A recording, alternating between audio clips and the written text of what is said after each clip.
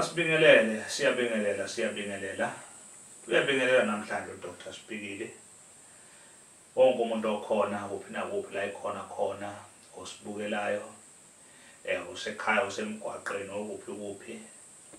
Wonke umuntu nje phesha kwelwandle kuphi nakuphi umuntu la ikhona khona eSouth Africa yonkana nesizwe sonke. Uyabingelela namhlanje uDr. Sibhikile. Uyishintshane zomoya ingqungquleshi amaphiko phezulu kwemizi yamadoda ahamba bangamthanda bezizwe wonke umuntu siyambingelela sanibona nonke. Cha-ke wonke umuntu simbingelela vele nje sikhona la kwaMhlaba uyalingana sikhona la kwaDr. Sibhikile. Sikhona futhi kule ndawo esisebenzela kuyo. Ingakho-ke sithi-ke wonke umuntu namhlanje siyambingelela. Sebakhalile kakhulu abantu sesizwile-ke neyingcingo seyifikile basho abantu ukuthi cha impela bayasho ukuthi kade begcinile ukusibona sivela futhi-ke bayiletha-ke nezikhalo zabo bayiletha nemibuzo abanayo abafisa ukuthi uDr. Sibhikile abacacisele kuyo. Nami ngiyabona-ke nami ukuthi hayi kusho ukuthi isiphiwo sami sikhona lapho kakhulu ngoba baningi abantu abangibongayo. Abanye sebesho ukuthi cha Dr. Sibhikile into wasichazela yona hayi impela sasizakala kulento wasibonisa kuyo la esasisidideka khona nalapho singasayiboni khona indlela sekumnyama phambili. Cha impela-ke ngihlezi ngisho nje ngaso sonke isikhathi ukuthi masike sakhuluma ngento kule channel kaDr. Sibhikile asikhulumi ngezinto ezithandwa yithi nezinto nje ezingabalulekile. Isikhathi esiningi kule channel sikhuluma ngezinto esuke zibuzwa ngabantu esuke zibathida abantu bangazi ukuthi ikuphi okuyikhona ikuphi okuyikho okungasikho baqonde. Hayi-ke namhlanje sihlobo zami udaba esingalo la namhlanje sikhuluma ngezinto ezimbili la abantu abangibuze kuzona bathi bafisa ukuqonda kahle ukuthi kwenzakalani. Sikhuluma ngendaba yomuthi-ke la ngoba abantu bayazi ukuthi umuthi kusukela emandulo into ekade ikhona kusukela kobaba omkhulu nokhokho umuthi into ebevele isetshenziswa kusukela kudala kuze kube namhlanje umuthi uyasetshenziswa. Umuntu nje kubalulekile ukuthi umzimba wakhe kungapheli mhlawumbe isikhathi esinjengonyaka isikhathi esiningi ongakaze udibane nomuthi. Bayazi abantu abasebenzisa umuthi ukuthi mase kuphela isikhathi eside ngiyalinganisa kade umuntu wagcina ukuphalaza ochathayo kade wagcina ukuchatha nofuthayo lokho kuthiwa ukugquma ngolunye ulimi kade wagcina ukugquma. Hayi-ke lapho kuyekubonakala nje ukuthi kade umzimba wakho wagcina ukuthola isevisi. Ngithi-ke umuntu isikhathi esiningi uyaseviswa njengemoto naye njengoba imoto naye ihambe kufuna ukuthi ikhishwe lezi zinto ezidala ama-plugs amadala amafutha amadala kufakwa amasha. Umuntu kanjalo-ke ngenxa yokuthi ziningi izinto esizeqayo la ey'ndleleni uma ngabe sihamba siye nala okushone khona singene lapha nalaphaya. Abantu besilisa-ke nabo abanye bahambe badibana nabantu besimame abahlukahlukene. Abanye uthola ukuthi banomncola okuthile abanye bake bafelwa.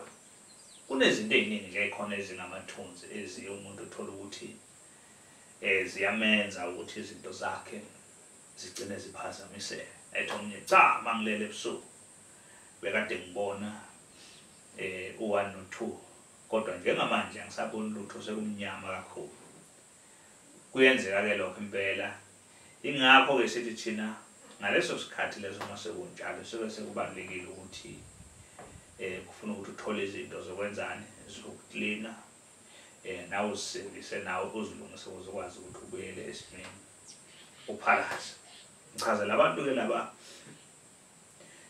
abahlezi begxeka bathi hayi indaba zikami.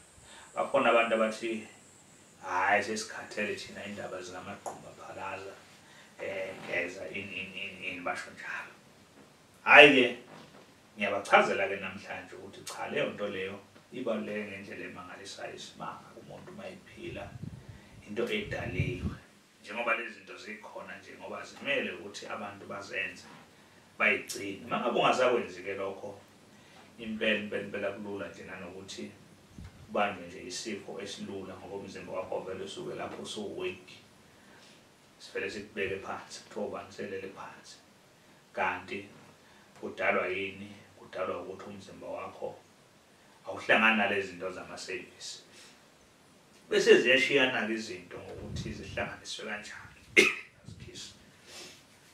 zishiyana ngokuthi-ke zihlanganiswe kanjani zenzani ngenkathi ukuthakwa-ke bayazi-ke abaye baye kwethwaseni ukuthi kuyafundwa ukuthi mawenza umuthi othile umuthi owenza into ethile uhlanganisa lokhu nalokhu nalokhu mawenza umuthi wesithunzi umuthi wesabelo uhlanganisa lokhu nalokhu nalokhu mawenza umuthi wenhlanhla uhlanganisa lokhu nalokhu nalokhu nalokhu ngokushiyashiyana kwazo lezi zinto mawenza umuthi wokuthi wethandeke wenza lokhu nalokhu nalokhu nalokhu nalokhu hlanganisa lokhu nalokhu nalokhu nalokhu bese-ke zonke lezi zinto zenze njani ziyahambisana zenze leyo nto leyo kuyamixwa-ke laphaya uma sesikoleni nje salo msebenzi siyafundiswa ukuthi uma wenza into eso uhlanganisa kanje mawenza lokho uhlanganisa kanje mawenza lokho uhlanganisa kanje kuya ngokuthi umuntu usuke exakwe yini ngaleso sikhathi enkathi umuntu efika kuthina afika sibikele inkinga yakhe hayi inkinga yakhe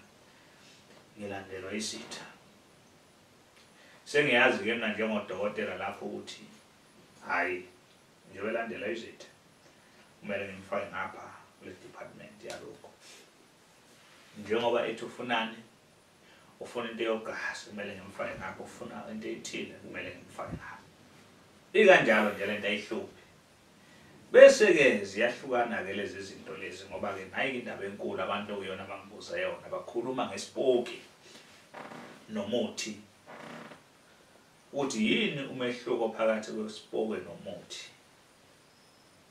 umuntu osebenzisa ispoke okanye imagic ngochaza kanjalo umuntu osebenzisa-ke iy'poke cishe kufana ne-magic abantu abasebenzisa iy'poke labo bantu labo banezinto ey'thile esuke bekhuluma nazo bangabe nenkinga atshela leyo nto leyo noma atshela lowo mkhovo wakhe lo suke ufuyile awuphakelayo ukuthi njengamanje wena sipoke sami wena sibanibani ophela iy'poke ziba namagama nginenkinga ukuthi nokuthi nokuthi nokuthi nokuthi njengamanje ngifuna kwenzeke lokhu nalokhu nalokhu nalokhu bese leso sipoke siyasukuma siya la sithuma khona kodwa-ke umehluko usekutheni lesipoke kufanele enze sure ukuthi uyasiphakela uyasondla ngoba sizohlubuka kwesinye isikhathi siyahlubuka esandleni sigcine sesiphuma la sesifuna indlela yokuziphakela vele silambile kanti umuthi wona awunayo inkinga nje umuthi wenza lokho nje suke kufanele ukuthi ukwenze awunamgomo awunambandela umuthi uqonda kuleyo nto leyo ayikho imigomo yokuthi kufanele unesane nawo njengani njengespoke kanye ne-magic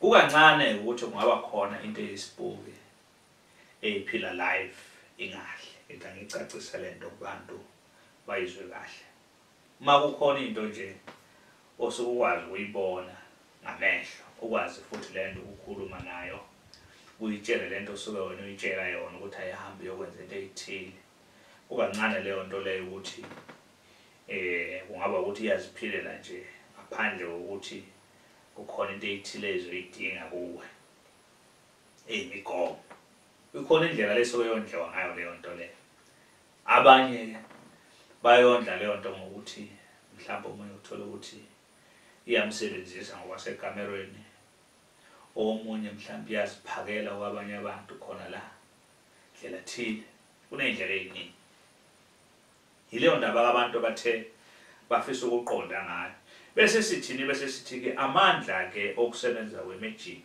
noma ispoke ngoba ispoke siyafana nani siyafana ne-magic ngoba ispoke into yaso kuba ngathi iyashesha ngoba isuke kuyispoke leso kwe-magic noma isalams ngabeka kanjalo kuba ngathi kuyashesha lokho kwespoke kodwa-ke futhi nobubi ukushesha kwakhona nobubi bakhona kukhona phela ngoba angeke isipoko sifuze semahhala emva kwalokho kodwa futhi ungasiholeli lutho ungasiphakeli lutho njengoba uzobe usithuma nje ukuthi asigijime siyokwenza into ethile siyofuna ukuphakela kanti ngapha emthini cha azikho inkinga enjengana lezo bese sizalana-ke ekushesheni-ke bakhona abantu ukuthi mangabe benza izinto bafuna ukuthi makwenzeke into engathi ngenzeka namhlanje noma yenzeke manje umuthi-ke ukusebenza kwawo ngicacisela abantu la ukuze abantu bangagcini bacabanga izinto okungezona ngoba baningi abantu abadidekile la ngaphandle siyabuka nje ukuthi abantu badidekile umuthi uhamba ibanga lawo uthatha isikhathi sawo mangabe usebenzisa umuthi mawusebenzisa umuthi usebenzisa ngale ndlela ukuthi uphahla idalwa zakini uyitshela ukuthi njengamanje ngicela lokhu nalokhu nalokhu nalokhu umuthi wona ukuxhumanisa nezidalwa exactly kucishe kufana nani ucishe kufana negobongo igobongo likuthatha likuxhumanise nedlozi lakho ukuthi lento osokuyiphahla noma lento osokuyicela ikwazi ukuthi iphumelele isuke kuhlangana lezi zinto ziyabambisana umuntu-ke osebenzisa imagic impela lowo muntu lo isikhathi esiningi isuke ephila ngaphansi kwemigomo ingakho bangabaningi abantu abasebenzisa imagic ngani ngoba manje imigomo yakhona imagic iyasinda ngoba phela lapho ufuna ukukhuluma nento labo oyibonayo ukuba nento oyibonayo-ke kunzima ngoba ungangena la endlini njengoba ngisendlini la engikhona khona uthola ukuthi uza kimi la uzongibingelela ikhona into ehlezi la eceleni kwami mhlambe kunenyoka khona la kule situlo engihleli kuso wona ungayiboni kodwa mina ngiyayibona ngiyi-1 lokho kuchaza ukuthi kunemigomo leyo sengiphila ngaphansi kwayo manje-ke izinto engabe ngiyazenza mina zingaba ngathi ziba fast kodwa ukuba fast kwazo kwanjalo kukhona nobubi bakhona obubakhona so abantu ngithi angibacacisele indaba yomuthi umuthi-ke futhi uyahambelana nesidalwa somuntu ukuthi isidalwa somuntu sikanjani so wabeka lawo maqiniso njengoba enjalo ukuthi kungaba khona umkhize kube khona uNdlovu njengoba mina ngu-Dr. Sibili ngoba Ndlovu sisebenzisa umuthi owodwa nomkhize kodwa ukwenzeka kwalezi zinto lezi ngeke kwenzeke ngendlela efanayo noma ngesikhathi esisodwa mina nomkhize kuzoya ngokuthi lesidalwa sikaMkhize nesidalwa sikaNdlovu sifast kangakanani ukhona onesidalwa esisheshayo ukuzwa ethi mathithi into nje manje yenze omunye ithinta into besileke iqala bengathi iyadileya ngalo mzuzu lo bese ethina umuntu bese ethi hayi umuthi hayi mina ngisebenzele omunye kanti uhamba kancane umuthi ukumsebenzela umuntu ngithi ngibacacisela abantu kuleyo ndawo enjengana leyo ngoba baningi abantu esengibazwile abanye befona engcingweni abanye besho ukuthi sebabuya kuphi kwenzela ukuthi ngiyalalela abanye ngibone ukuthi cha la bashoda ngolwazi ukuthi lezi zinto zihamba kanjani ingakho-ke kubaluleke kakhulu ukuthi sihlole ngaso sonke isikhathi makukhona into ongayiboni kahle uhlole ubuke ukuthi kuhamba kanjani ngabe izinto ziyalunga noma akazilungi mazingalungi ngabe inkinga ikuphi la ikhona khona ngabe yini into esuke ishoda lapho balekile ukuthi-ke noma ufika udokotela wesintu uyaqala ukufika kuyo uqala uhlole kuqala siyahlola-ke kuqala umuntu siqale simhlole ngaphambi kokuba simsize siyakhona ukuhlola umuntu sinayo esigodlweni siyakhona ukuhlola umuntu eqhelile ngakho esigodlweni kwakhe la asuke ahlala khona yilokho nje kakhulu aziningi kakhulu indaba bayazi abantu abaningi ukuthi-ke la ekhaya ka-Dr. Sibili umsebenzi kakhulu esibhizi ngawo umsebenzi oyiphakamiswa la ukuthi siphakamisa abantu kakhulu esuke befuna indlela ebheke phambili noma indlela ebheke kwimpumelelo yilokho nje akuningi kakhulu namhlanje bengithi angicacisele leyo ndawanyana abantu-ke abangakhohlwa ukuthi kumele ukuthi basubscribe kule channel ka-Dr. Sibili ukuze uDr. Sibili mangabeza nendaba ngoba uDr. Sibili useza kakhulu nendaba ayikancane ezibalulekile ezithinta impilo zabantu yilokho nje ukuningi kakhulu ngicela ukunibizela ke inamba zami zocingo inamba ka-Dr. Sibili atholakala kuyo It is 071 106 9603. 071 106 9603. Number kaDr Spikili la atholakala kuwe. Mawuthe uyafona uDr Spikili wangamthola ngaleso sikhathi. Kulesi esinye isikhathi uphinde ufone ngoba sibaningi kakhulu esisebenzisa le number. Noma baningi abantu abafonela kakhulu kulolu cingo lukaDr Spikili. So sekuline nje mawufonile wena wanga-answer ngaleso sikhathi wehlisa umoya uphinde ufone ngesinye isikhathi uzomthola uDr Spikili. Ama-directions zakaDr Spikili kuyaziwa kwaMhlaba Uyalingana la akhona khona. Mangabe usuka kuphi nakuphi la usuka khona uyakwaMhlaba Uyalingana. Mawudlula eJozini khona indawo ethi iseBhambanana ungakafiki kulelo dolobho kuthiwa iBhambanana. So wehle esitobhini okuthiwa yini isemathayini. Yikho lapho uzofika wehle khona emathayini. Wena usuyohlangatshezwa lapho uma uhamba ngokuhayika kuphuma imoto ekuhlangabeze kuleyo ndawo noma kuzama imoto yakho ufike ungene lapho uye kwaDr Spikili. Yilokho nje awuningi kakhulu ngiyabonga kakhulu ukuzane ngibambe evidweni elandelayo. Bye bye. Siyabonga.